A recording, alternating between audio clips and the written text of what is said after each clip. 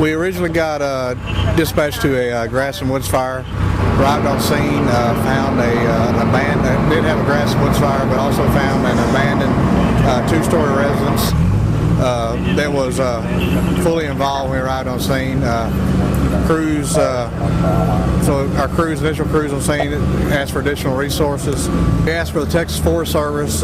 We did get a dozer on scene later on in the incident.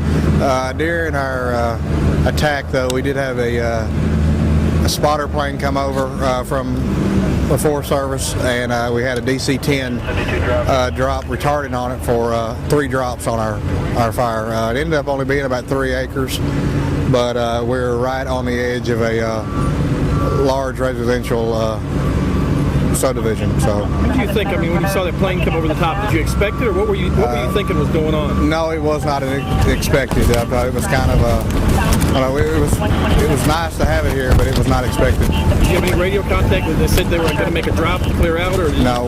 We weren't aware of any that it was even coming. Did you have a spotter plane, you said?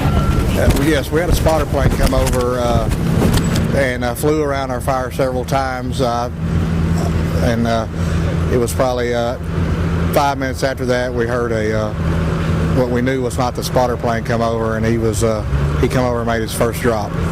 What it looked like? Kind of describe it. I mean, looking up, seeing that. It was pretty amazing. I'm about 300 feet maybe off the ground, and he's dropping on the fire. Really helped, and the northern part of our fire was very thick. We were not able to get apparatus in there, and he did a good job going in there and getting that knocked down for us. I was sitting right over here with this gentleman, and we were looking inside in the brush line, and it was catching, and I was like, oh, this doesn't look so good, you know. And I forgot your name, but Casey came over and said, look, it's getting bigger. And I said, okay, well, we better get on over there and wet down the house, you know. So we're getting over there, wetting down the house. As I'm starting to walk up to the driveway, a DC-10 come flying by. I didn't know what size it was, but it was huge plane. I mean, you could see the cockpit.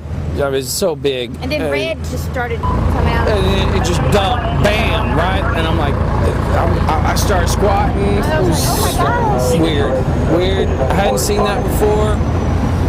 Oh God! Oh yeah, I heard it. I mean, I just like, oh my gosh, it was huge. I mean, it's the biggest. I mean, it was huge. I mean, it was just like coming down, like loud, and I mean, it was just so close. Like, I mean, you could just throw a rock and hit the got plane. A picture of it.